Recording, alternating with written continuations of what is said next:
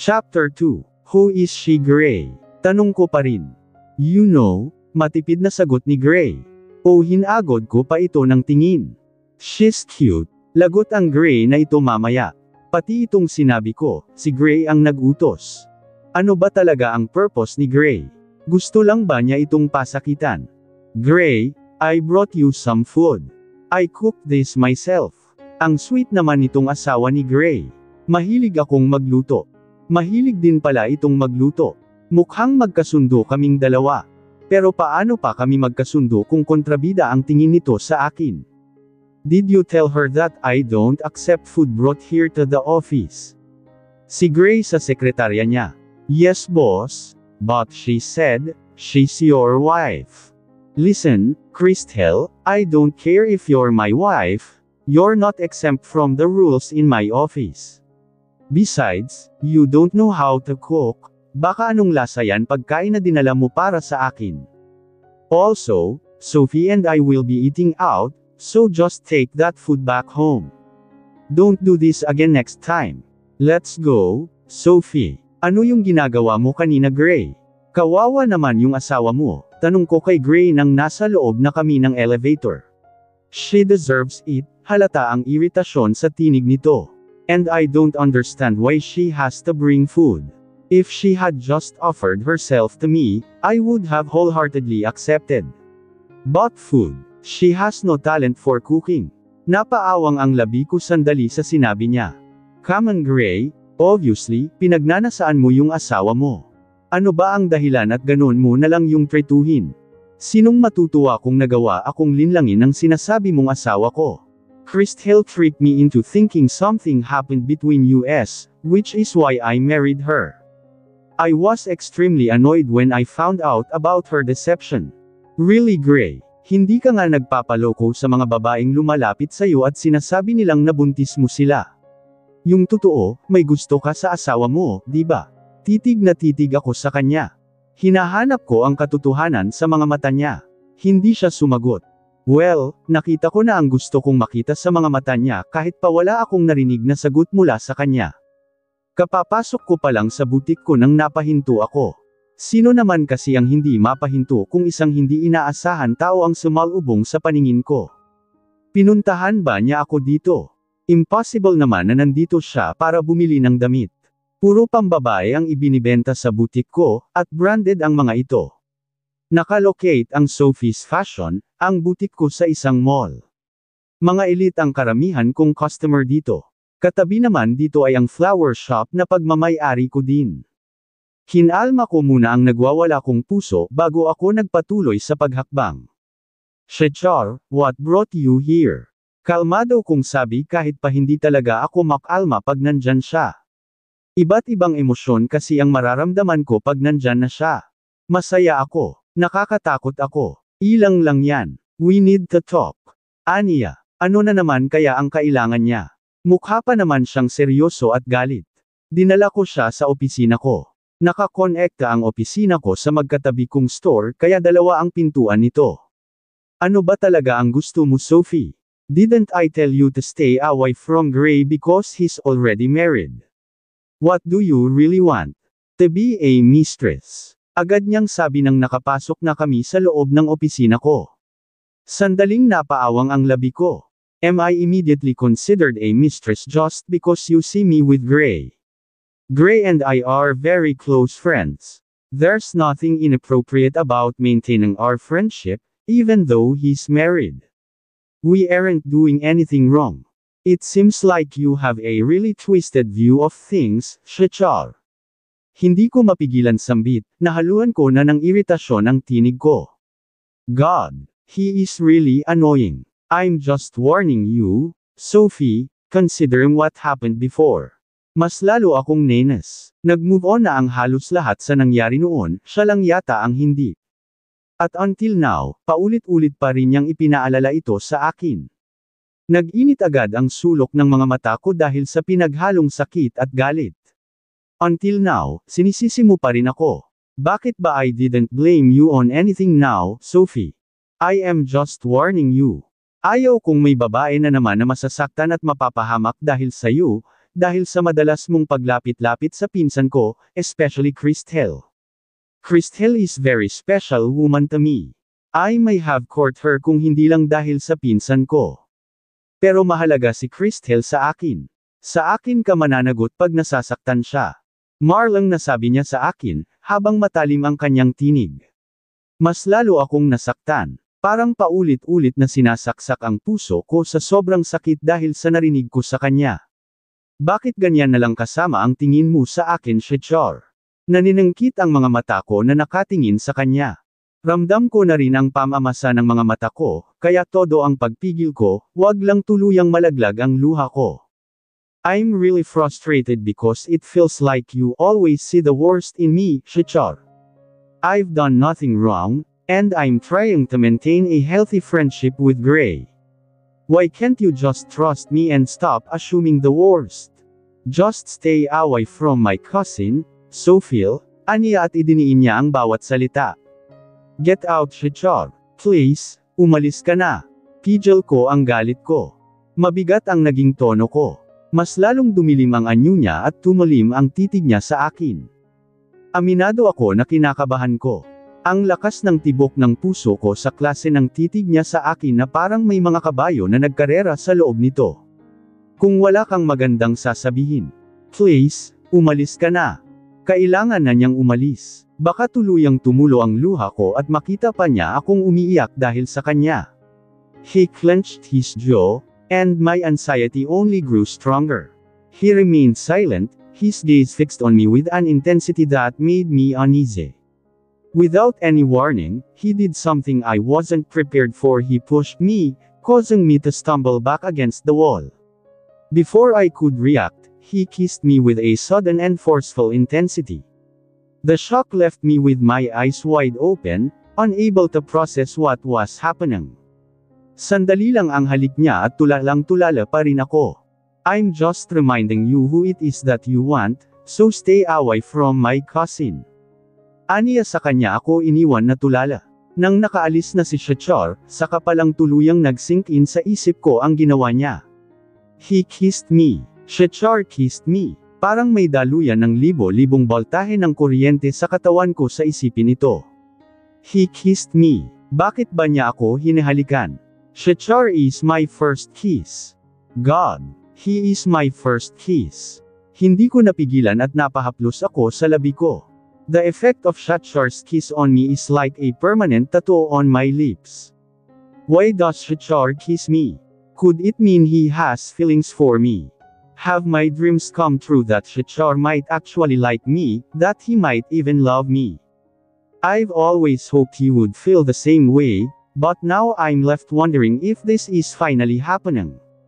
Nangangatog ang tuhod ko kaya napaupo ako. Ang lakas pa rin ng T**back ng puso ko kaya kailangan kong kumalma. Kailangan may pagkaabalahan ako. Lalabas ako at tutulong ako sa pag-aasikaso ng mga customer. Tama, ito ang gagawin ko. Napagpasyahan ko na sa flower shop na pumunta kaya sa pinto papunta sa flower shop ako lumabas. Humakbang ako papunta ng isang babae na namimili ng flower arrangement. Pero napahinto ako sa paghakbang nang nakita ko ang lalaking kasama nito, walang iba kundi si Shechar. Naninigas ako sa nakitang may kasamang babae si Shechar. Parang nagkasugat-sugat ang puso ko habang nakatingin sa kanilang dalawa ng babae. Ngayon ko palang nakita si Shechar na may kasamang babae. Sino ang babaeng ito? Hinalikan niya ako kanina pero may kasama pala siya na ibang babae. Para saan ba ang halik na ginawa niya? Honey, may napili ka na. At honey pa ang tawag niya dito. Girlfriend ba niya ito? Nag-init na naman ang bawat sulok ng mga mata ko. Magkahalong sakit at pagseselos ang naramdaman ko. Mukhang may napili na ang babaeng kasama niya saka sila napalingon ng babae sa akin. Mabilis kong kinalma ang sarili ko. Hindi dapat mahalata ni Shechar ang tunay na naramdaman ko. 3, Sophie, nakangiti pa siya sa akin. At ayaw kong mapanganga sa ginawa niya. Ngayon lang siyang umiti sa akin at mas lalong nagayuma ang puso ko sa ngiti niya. No, hindi ko ito dapat maramdaman. Hindi ko dapat maramdaman ito lalo pat may kasama siya na ibang babae. Hi Shechar, ngumiti din ako na parang walang nangyari kanina, na parang hindi tinutusok ng matulis na bagay ang puso ko ngayon. Aren't you going to introduce me to your companion? Pero bago pa maipakilala ni Shechar sa akin ang babaeng kasama niya, lumapit sa akin ang isang mga empleyado ko at may ibinigay ito sa akin na isang bouquet of white roses. Alam kong galing ito sa shop ko at isa sa pinaka-expensive na bouquet ko. Kunot-noo ako. Ma'am, someone asked me to give that to you. Ani ng empleyado ko. Napatingin ako sa kung saan ang lalaking sinasabi niya. Malapad akong napangiti nang nakita ang nagbigay sa akin ng bulalak. Hindi ko naman masabi na kaibigan ko siya dahil sa isang linggo pa lang ang nakakalipas mula nang nagkakilala kaming dalawa, pero kilala ko ang pamilya niya. We're talked random topics nung nagkakilala kami sa isang party ng parehong namin kakilala. We were introduced with each other by a common friend. Para pa akong napatulala nang humakbang siya palapit sa akin. Sinong hindi mapatulala kung ang lalaking palapit sa akin ay parang Greek god sa kagwapuhan at kakisigan. Huwag ko nang idagdag na galing din ito sa bilyonaryong angkan ng mga Montenegro. At ang tinutukoy ko ay si Dexter Montenegro, CEO ng Montenegro Finance. At may sariling business din siya. Hi, nakangiting bati nito sa akin. Hi, what brought you here? Nakangiti kong tanong dito.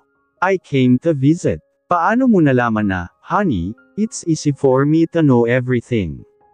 Lalo na kung interesado ako sa isang tao. Ang gwapo niya kaya aminado akong kinilig ako sa kanya. At saka crush ko rin siya. Humahanga ako sa kanya pero si Shechar pa rin naman yung mahal ko. Nagkatitigan kaming dalawa, habang pareho kaming may ngiti sa labi. We're going to get this one. Saka palang nabawi namin ang tiningan sa isa't isa nang magsalita si Shechar. Parang may iritasyon ang tinig nito. Pareho kaming napatingin kay Shechar. Agad naman siyang inaasikaso ang empleyado na nagbigay sa akin ng bulaklak. Hindi ko na pinansin si Shechar at ang babaeng kasama niya, mas lalo lang magdurugo ang puso ko. Niyaya ko si Dexter na pumasok muna kami sa opisina ko para doon kami makapag-usap. Pero bago pa kami tuluyang nakapasok sa opisina ko, hindi ko mapigilan ang mapalingon kay Shechar at sa babaeng kasama niya. At huling-huli ko ang matalim na titig ni Shechar sa akin. At hindi man lamang niya binawi ang titig niya sa akin. Talagang ipinapakita niya ang matalim na titig niya sa akin. Gulong-gulo ako. Ano na naman ang kasalanan ko at ganito na naman makatitig sa akin si Shechar? Seriously Sophie, Dexter Montenegro, awang labi ako. Si Shechar kasi ang napagbuksan ko ng pinto ng condo unit ko. Medyo malalim na ang gabi kaya nagtataka ako kung sino ang kumatok ng pinto.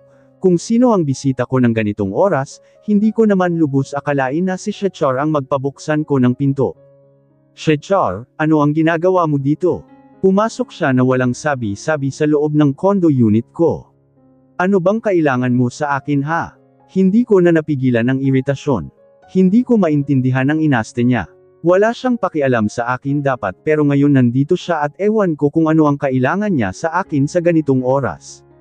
Hindi ba ako pwedeng bumisita sa'yo? Si Gray lang ba ang pwedeng bumisita sa'yo? Siya lang ba ang may karapatan para pumasok dito sa condo unit mo? Ano ba yung pinagsasabi mo Shechar? Hindi mo dapat ikinumpara ang sarili mo kay Gray. He is my best friend, siya na lang ang natira sa akin nung nawala si Sofia. Nawala ka rin sa akin nung nawala ng kakambal ko. Actually, iniwan niyo akong lahat. Hindi ko mapigilan sambit. Alam kong nahaluan ko na ng sama ng loob ang tinig ko. Fine, Anya. I came here because I have something important to tell you. I don't want you to stray, as I promised Sofia that I would keep an eye on you and ensure you don't make any mistakes again. I need to know if that Denver Montenegro is courting you. It's important to me, and I want to make sure you're aware of his intentions. I am not obligated to answer your question. I can handle myself, Shechar. I know who has bad intentions towards me and who has pure intentions. You don't need to interfere in my life. I don't want to disturb you any further. Please, you can leave now. Really, ngumisi siya. At hindi ko nagugustuhan ang ngisi niya. Para bang sinasabi niya na wala akong alam. May asawa na si Gray, but still lapit na lapit ka pa rin sa kanya, Sophie. Kung matino kang babae, dapat naglagay ka ng distansya sa inyong dalawa. And now, gusto mo naman makipag-ugnayan sa isang taong kakahiwalay lang sa asawa. Balita ko, hindi pa nga approved ang annulment ng lalaking iyon, ngayon pumagitna ka na naman. Do you want to be called a mistress? A home wrecker? Napaawang ang labi ko. Hindi ko alam itong sinasabi niya. Walang nabanggit sa akin si Dexter. Pero hindi naman siguro nito kailangan banggitin pa ang tungkol sa personal na buhay nito. Magkaibigan lang naman kami nito. At kakilala pa lang naming dalawa. Hindi mo alam. Napangiwi siya. Well, Denver Montenegro is the ex-husband of Cassandra Saavedra, our friend Harvey Cousin. Hindi na naman ako makapagsalita. May 11 pinsan si Harvey, 4 dito ay Montreal, anak ni Santinir Montreal, sa asawa nito na bunsong kapatid ng Saavedra triplets. Si Cassandra ay anak ng Tito Gareth ni Harvey, 2 sets of twins ang anak nito at puro babae. Now that you know Sophie, inaasahan ko na hindi ka nalalapit sa lalaking iyon.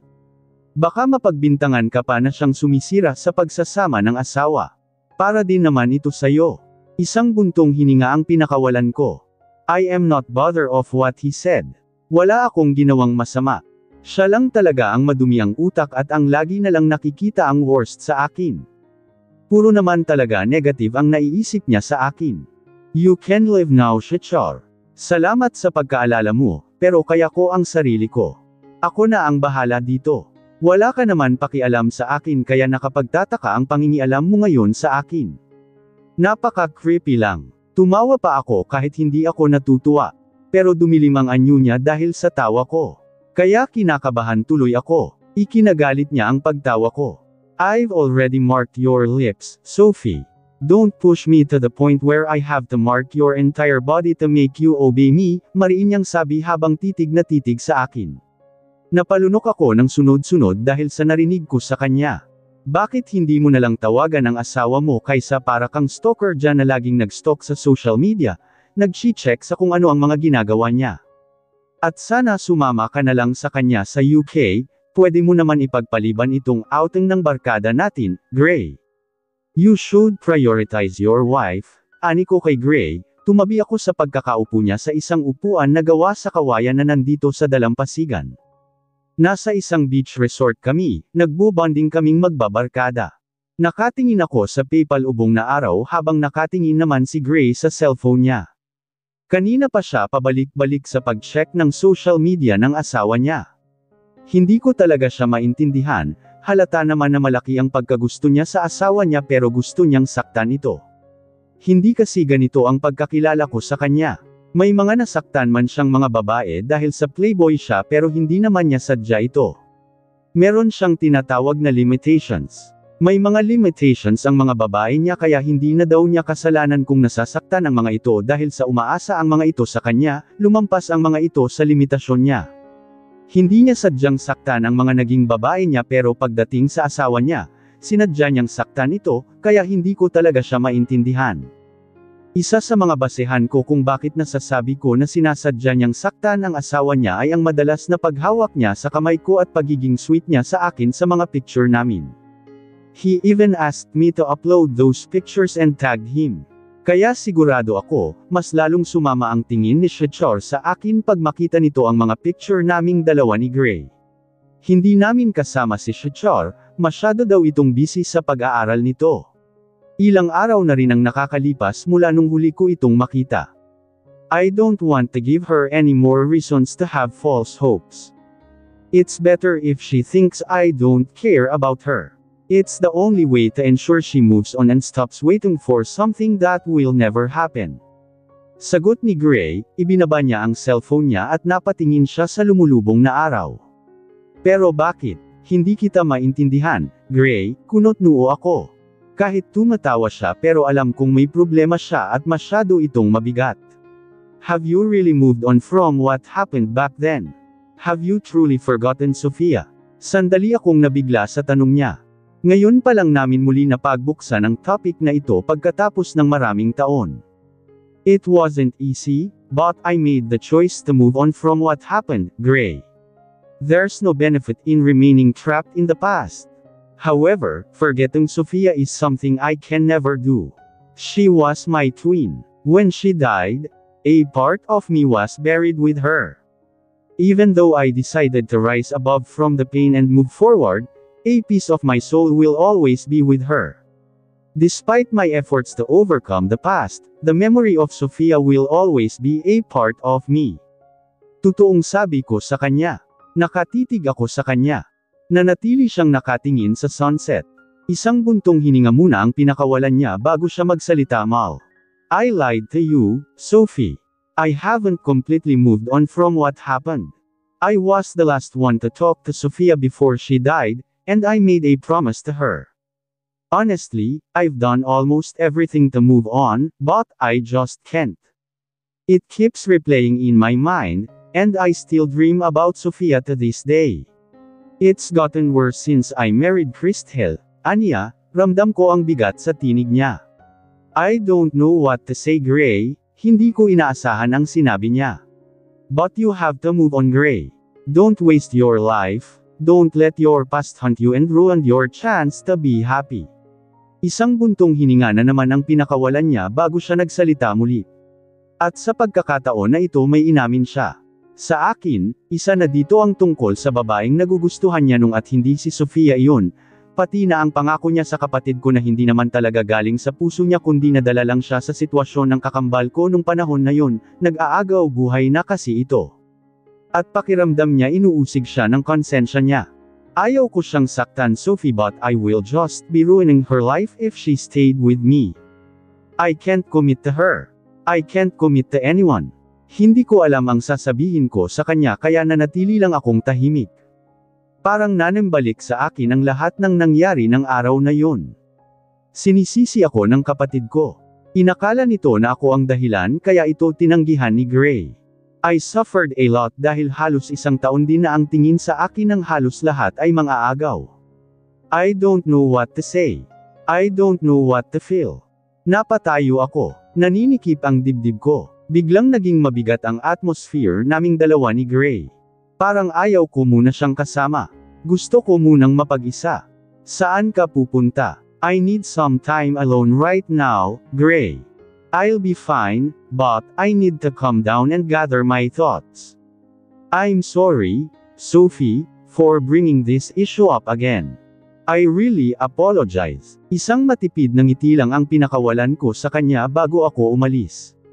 Hindi ko kayang ipaliwanag ang naramdaman ko sa sandaling ito pagkatapos kong marinig mula kay Gray kung sino ang babaeng nagugustuhan niya ng mga panahon na yun, kaya iba ang tugon niya sa kakambal ko nung umamin ito sa nararamdaman nito kay Gray. Sa mahabang panahon, palaisipan sa akin kung sino ang mystery woman ni Gray. Alam ko naman na walang kasalanan ang asawa ni Gray dahil hindi naman nito alam ang nangyayari noon pero hindi ko lang talaga mapigilan ang meanness sa isipin that she's got Gray while my sister doesn't. Pakiramdam ko inagawa ng kapatid ko. Nangako si Gray noon na pakakasalan ng kapatid ko sa tamang panahon pero biglang nagbago ang lahat nang nakita ni Gray ang asawa niya years ago sa isang picture lamang. Napasandal ako sa pinto ng hotel room ko. Gulong-gulo ako sa nangyayari sa akin sa sandaling ito.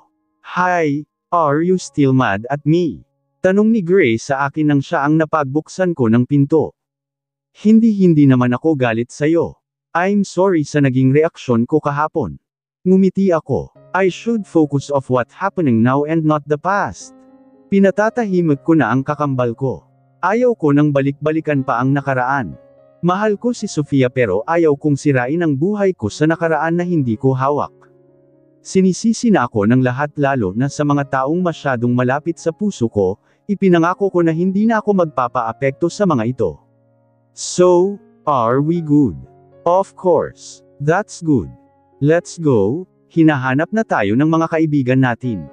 Sumabay na ako sa kanya, we talked a lot of things, random topics, karamihan dito ay natatawa kaming dalawa. Pero maya-maya lang, sabay kaming napahinto ni Gray nang may pasalubong kami na kakilala namin. Si Shachar, kasama niya ang asawa ni Gray na Christel ang pangalan. Sweet tignan ng dalawa dahil sa inilalayan pa ni Shachar ang asawa ni Gray. Agad akong nakaramdam ng matinding panibugho. Napahinto din ang dalawa nang nakita kaming dalawa ni Gray. Kinakabahan ako, naninigas dahil sa napakatalam na titig ni Shachar sa akin. Naiwan kaming dalawa ni Shachar dahil biglang hinayla ni Gray ang asawa niya at dinala sa kung saan. Gusto mo talagang sirain ang pagsasama nilang dalawa. Sinabi ko na sa'yo na may asawa na si Gray. Kung matino kang babae, dapat alam mo kung paano dumistansya sa lalaking may asawa na. Si Shachar sa galit na tono. Look, who's talking? Pauyam kung sabi kay Shachar, dahil ito sa inis na naramdaman ko sa kanya. You always tell me to distance myself from Gray because he's married, but why can't you do the same with his wife? And what I saw, you were so close to her. Shouldn't you be distancing yourself from her as well? Tinulungan ko lang siya, and she's a friend of mine. Rason niya. Then, anong pagkakaiba ng rason mo sa rason ko? Sumasabay lang ako Gray, may nakakatawa lang kaming pinag-uusapan kaya kami nagtawanan. And you know very well that Gray is my close friend.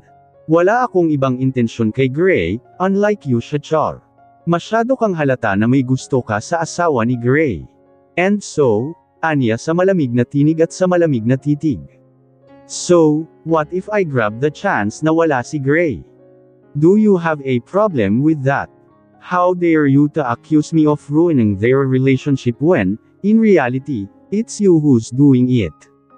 Hindi ko na napigilan ang sarili ko, pagalit na ang tinig ko. Magkahalong galit at pagseselos ang naramdaman ko sa sandaling ito. Believe me, Sophie, it's you who actually ruined them and not me. Hanggat hindi mo natutunan ilayo ang sarili mo mula kay Gray, laging may masasaktan. Hindi ko napigilan ang gagawin niya, pabigla niyang hinawakan ang braso ko, mahigpit na parang madudurog na ang buto ko. Napahiyaw ako sa sakit ng pagkakahawak niya sa akin. Ipinangako ko sa iyo Sophie, oras na masaktan si Christel at isa ka sa mga dahilan, sa akin ka mananagot, at hindi mo magugustuhan ang maging parusa ko sa iyo, mariin niyang sabi at napakatalim ng titig niya sa akin. Hindi ko napigilan at namamasa agad ang mga mata ko.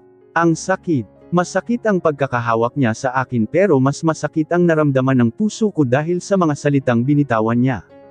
Hindi ko maintindihan ang sarili ko, nalinis ako. Selos na selos ako sa asawa ni Gray. Pakiramdam ko inagawan niya kaming dalawa ng kakambal ko.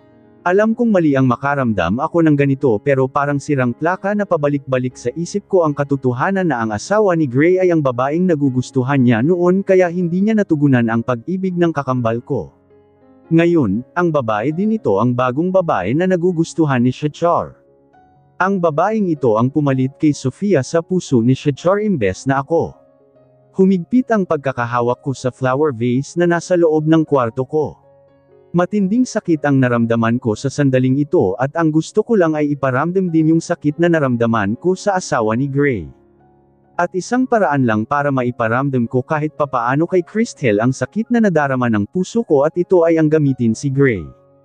Ewan ko pero ito lang ang nasa isip ko sa sandaling ito, na sinang-ayunan ng puso ko.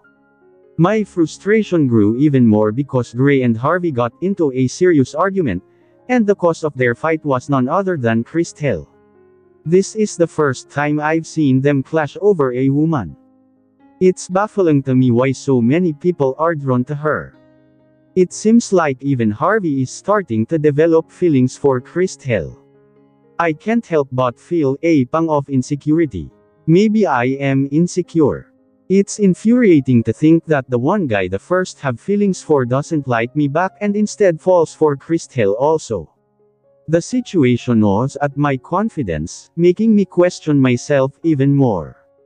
I couldn't hold back anymore, my jealousy consumed me entirely, and I let myself be overwhelmed by it. Nakita ko na palapit si Christel kay Gray. This is my chance to recover from the pain and frustration I feel because of Christel. It's as if my feet have a mind of their own, stepping closer to Gray. I hope my plan succeeds. Can you explain to me of what happened kanina, Gray? Bakit kayo nag-away ni Harvey? Maliban kay Satcher na pinsan mo, si Harvey ang best friend mo. Please, don't tell me you two are acting like a child again, fighting over something. Sinadya kong tanong kay Gray. Hindi ko naman alam ang maging kasagutan niya. Alam mo ang madalas naming pinag-aagawan noon, Sophie. Laruan, hindi ko inaasahan ang sagot ni Gray at paborito sa akin. So, are you trying to tell me that your wife is just like a toy na pinag-aagawan yung dalawa? Kinakabahan ako sa maging sagot niya. Natatakot ako na baka ikagalit niya ito. Actually, inaasahan ko na hindi niya magugustuhan ang tanong ko, hindi ko lang talaga mapigilan itanong ito sa kanya. It's up to you how you want to interpret what I said. Hindi ko talaga inaasahan ang sagot ni Gray, nabigla talaga ako sa sagot niya. Sinasadya ba niya ito? Nakita ba niya ang asawa niya at sinasadya niyang pasakitan ito? I shouldn't have doubted you, Gray. You just didn't want to lose to Harvey, which is why you suddenly acted that way towards your wife. I should have trusted what you said that you would never fall in love with your boring wife. I know someday, you'll discard your wife like a broken toy. I can't wait for that day to come, didn't intend for it to slip out, but once it did, I couldn't take it back. I was swept up by Gray's reaction, and it seemed like we were both on the same page, wanting the same thing. I even began to think that Gray might be deliberately trying to hurt his wife, just like I was. Although I felt deep regret for what I had said, I knew that the words had already been spoken and could not be undone. Gamit ng side vision ko, nakita ko si Christelle na nagmamadaling umalis. I'm sorry. Ani ko kay Gray nang tuluyan nang nawala sa paningin ko ang asawa niya. I didn't wait for Gray to speak. I quickly walked away, my footsteps echoing my frustration. Once I had put enough distance between us, I stopped and leaned heavily against the rough trunk of a coconut tree. My breaths came in rapid, shallow gasps, as if I were struggling to catch my breath. A wave of guilt washed over me for what I had done, but alongside it, I couldn't deny the faint flicker of satisfaction I felt. It was as if, in some small way, I had managed to get back at Christelle. This conflicted mix of emotions churned within me, making it hard to think clearly. Despite the guilt, the sense of retribution brought a twisted kind of relief. Masaya ka ba sa nagawa mo, Sophie? Napalingon ako sa nagsasalita at si Shechar ang nakita ko. Madilim ang anyo niya at matalim ang titig niya sa akin. But even though I was scared by the look of him, I couldn't help but let my gaze travel over his broad, hairy chest, down to his chiseled abs, and further down to the waistband of his summer shorts. I couldn't stop myself from swallowing hard as I wondered just how far that enticing trail of hair went. I shook my head, trying to dispel the scandalous thoughts suddenly flooding my mind. Nag-init ang pisngi ko nang napaangat ako ng mukha sa kanya. Kunot-noo naman siya habang nakatingin sa akin. What happened to you? Napalunok na naman ako. Ano nga yung tanong niya kanina? Hindi ko na maalala dahil masyado akong na-distract sa katawan niya. Kung bakit kasi ang hot niyang tignan. This only intensified my frustration with Christelle, especially knowing that she was the one Shechar was interested in. First, it was Christelle who captured Gray's attention, kaya hindi natugunan ni Gray ang pag-ibig ng kakambal ko. Now, I'm left out because Shechar is attracted to someone else, and that someone is, once again, Christelle. It's like a cruel twist of fate that she's the one who seems to capture the affections of everyone I care about, even me feeling overlooked and rejected. Are you truly satisfied with what you did, Sophie? Is it really your intention to ruin their marriage? It seems like your own misery is driving you to spread that same misery to everyone around you. Is this how far you'll go, deliberately trying to wreck other people's lives because you're so desperate and unhappy? You're showing just how deeply desperate and vindictive you can be. Napaawang ang labi ko sa narinig ko kay Shechar, hindi ko napaghandaan ito. Narinig ba niya kami kanina? Ito ba ang kabayaran sa pagiging gaga ko kanina? Alam kong mali ang ginawa ko pero ipinagpatuloy ko pa rin. Parang maiiyak na ako sa sakit dahil sa mga salitang binitawan ni Shechar. It's because of you that I've become like this, Shechar, I couldn't help but say, my tears streaming down my face. His words had hurt me deeply, and I was overwhelmed by the pain it caused. Why are you blaming me, Sophie? Your behavior is a reflection of who you are, not of anyone else. What you've done has only exposed your true self. It's clear that your insecurities and desperation are driving your actions.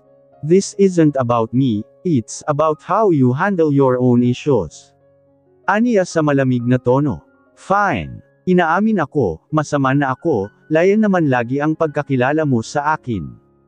Pinunasan ko ang luha ko at naging matalim ang titig ko sa kanya. Hindi ko nakikita ang maganda mong katangian, kaya hindi mo ako masisisi. I have good qualities too, Shechar, but you're too blinded by your own perceptions to recognize them. All you ever see are my mistakes. We've been together since we were child, yet not once have I heard you express admiration for me. You've always made me feel like you wished I didn't exist in your world. And when Sophia died, you turned your back on me completely. Do you know how deeply that hurt? I've always loved you, but you never acknowledged me. It felt like I was invisible to you, like I didn't even exist in your eyes. Ramdam ko na parang tutulo na naman ang luha ko. Pero mabilis kong pinahid ito. Naninikip ang dibdib ko, kaya napagpasyahan kong iwanan na siya pero bigla niyang hinawakan ang kamay ko kaya napatigil ako sa paghakbang. Wala siyang sinabi, nanatili lang siyang nakatitig sa akin. Bitawan mo ako. Tinampol ko ang kamay niya na nakahawak sa akin. Saka ako humakbang para tuluyan na siyang iwan. Hindi ko napigilan ang tuluyang pagtulo ng luha ko. Aagawan ka. Hindi ko na isinali si Shechar. Ayaw kong malaman niya na pati si Shechar ay may gusto sa kanya. It's not my fault that I'm beautiful and that two handsome men are competing for me. Ikaw, meron bang handang mag-away para sa'yo? Para hindi ka naman maging bitter. Aminado ako na hindi ko nagugustuhan ang nanulash sa labi niya.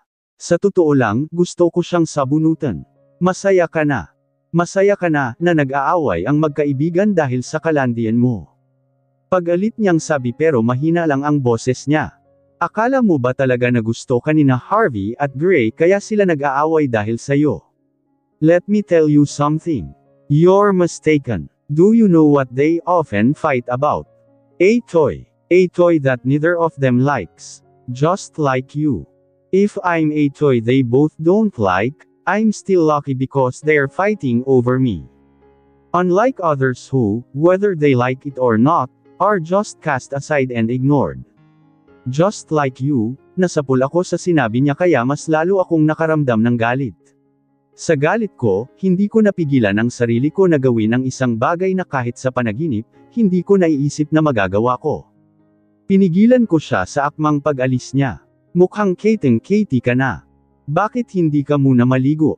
Hindi ko napigilan, pabigla ko siyang naitulak pero bago pa siya tuluyang mahulog sa dagat, nahawakan niya ako kaya kaming dalawa ang nahulog. Nahihirapan ako. Hindi ako marunong lumangoy. May phobia ako sa dagat kaya hindi ako natutong lumangoy. Maya-maya lang, nakita ko ang pagtalon ni Harvey sa dagat na parang iligtas kaming dalawa ni Christelle, at aminado ako na doon siya palapit kay Christelle. Masama ba akong kaibigan dahil mas pinili niyang iligtas si Christelle kaysa sa akin? Nakita ko din si Shechar, umaasa ako na sa akin siya palapit pero hindi tulad kay Harvey, si Christelle din ang gusto niyang iligtas. Alam naman nila pareho na hindi ako marunong lumangoy pero wala silang pakialam sa akin. Isang tao ang sumagip sa akin bago ako tuluyan nawalan ng malay. Grace saved me, and as I reflected on the events, intense jealousy surged through me. It stemmed from the realization that my friends had prioritized Christelle, especially Shechar. This jealousy was too powerful to contain, and I found myself unable to stop from twisting the truth against Christelle.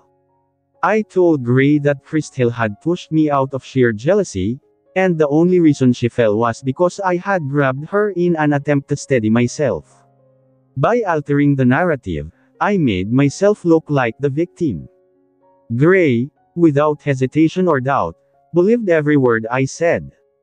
Emboldened by his trust, I decided to take my deception further.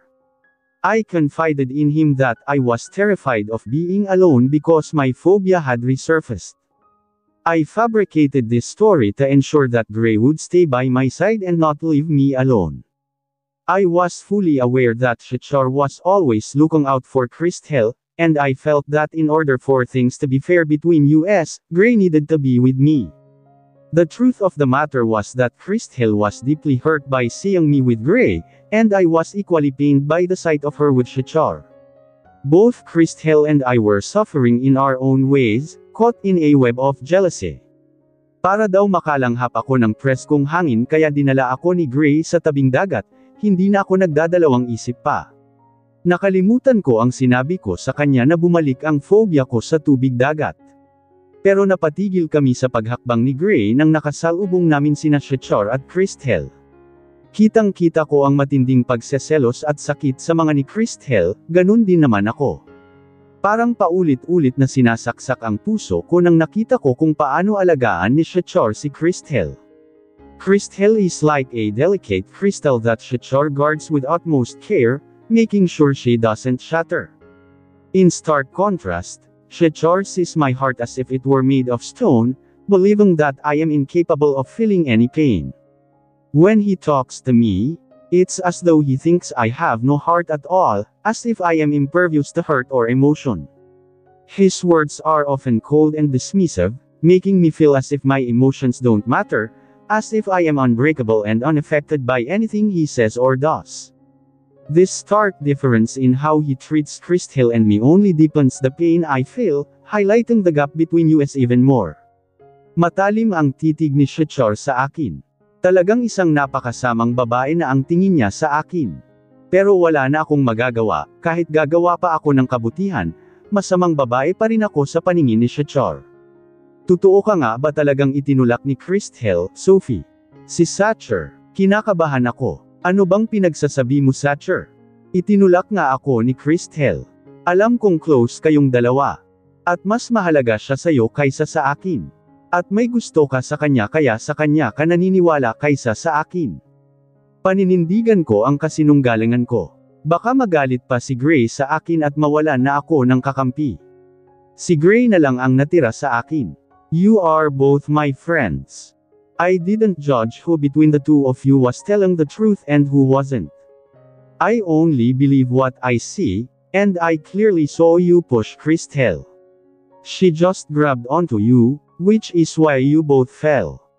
Please Shachar, wag kang ang gawa ng kwento para ipagtanggol si Christelle. Napatingin ako kay Gray, nagsumamo ang titig ko sa kanya. Gray, alam mong hindi ako sinunggaling. Alam mo kung sino sa aming dalawa ni Christelle ang laging nagsisinunggaling. Gagamitin ko ito laban kay Christelle. Gagamitin ko ang pagkakilala ni Gray sa kanya. Niloko lang naman niya si Gray kaya sila nakasal. Dapat patas kaming dalawa ni Christelle. Kasalanan niya kung bakit lumabas ang pangit kong ugali. Kung bakit naman kasi, lapit na lapit siya kay Shachar. Kaya lapit na lapit din ako kay Gray. At gagawin ko ang lahat para sa akin maniwala si Gray. Dapat pareho kaming nasasaktan. Bro, please I didn't lie to you. Sinabi ko lang ang nakita ko. Hindi ko kasalanan kung sadyang uto-uto ka at mas pinili mong paniwalaan ang hindi totoo. Si Shachar, halatang galit na ito. Gray, hindi ako nagsisinunggaling sa'yo, bakit hindi mo nalang sabihin ang totoo? Please Sophie, wag ka nang magsinunggaling. Nakikiusap ang tinig ni Christelle. Pero masyado akong kinakain ng matinding panibugho kaya wala sa plano ko ang umamin. Gray, alam mong takot na takot ako kanina. You know na bumabalik ang phobia ko sa seawater dahil sa nangyari kanina. Hanggang ngayon, takot na takot pa rin ako. Itinodo ko na ang drama ko, paiyak-iyak na ako. If a person has a phobia of seawater, they experience intense fear and anxiety, potentially leading to panic attacks, avoidance behavior, physical symptoms like nausea or dizziness, emotional distress, and obsessive thoughts about danger or drowning whenever they are near the sea or even think about it. Ang tanong ko sa iyo Sophie, kung talagang takot na takot ka sa seawater ngayon, bakit ka naglalakad sa tabing daga?